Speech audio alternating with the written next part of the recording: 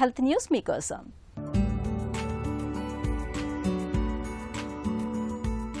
బరువు పెరగటం, ఊబకాయం వంటి ముప్పు కారకాలేవీ లేకుండా ఉన్నట్టుండి రాత్రికి రాత్రే రక్తంలో గ్లూకోజ్ మోతాదులు పెరిగిపోయాయా? అయితే ఇది క్లోమ గ్రంథి ఇబ్బందిలో పడిందనటానికి సంకేతం కావచ్చు. కాబట్టి తక్షణం మేల్కోవటం మంచిదని ఒక తాజా అధ్యయనం పేర్కొంటోంది. సాధారణంగా టైప్ 2 మధుమేహం అనేది క్రమంగా తలెత్తుతూ వస్తూ ఉంటుంది. హఠాత్ మధుమేహం అలా కాదు. ఉన్నట్లుండి రక్తంలో గ్లూకోజ్ మోతాదులు బాగా పెరుగుతాయి. దీనికి క్లోమ గ్రంథిలో వాపు, దానిపై రోగ నిరోధక వ్యవస్థ దాడి చేయటం లేదా అరుదైన ప్యాంక్రియాస్ క్యాన్సర్ వంటి తీవ్ర సమస్యలు కారణం కావచ్చు.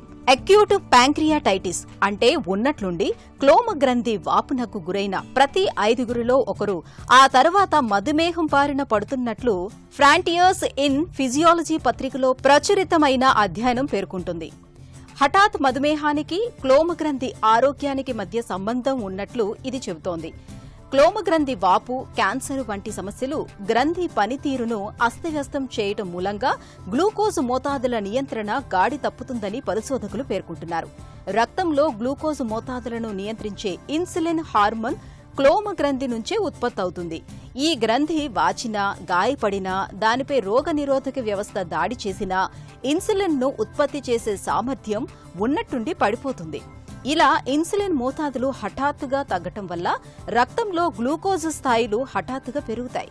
ఇది మధుమేహాన్ని ప్రేరేపిస్తుంది. హఠాత్తుగా మధుమేహం బయటపడితే వయసుతో పాటు వచ్చి ఉండొచ్చని కొట్టిపారేయకుండా క్లోమ గ్రంథిలో సమస్యలేవైనా ఉన్నాయేమోనని పరీక్షించుకోవటం మంచిదని నిపుణులు సూచిస్తున్నారు. క్లోమ గ్రంథిలో సమస్యను ముందే గుర్తించి చికిత్స తీసుకుంటే పరిస్థితి దిగజారకుండా చూసుకోవచ్చని పరిశోధకులు సూచిస్తున్నారు.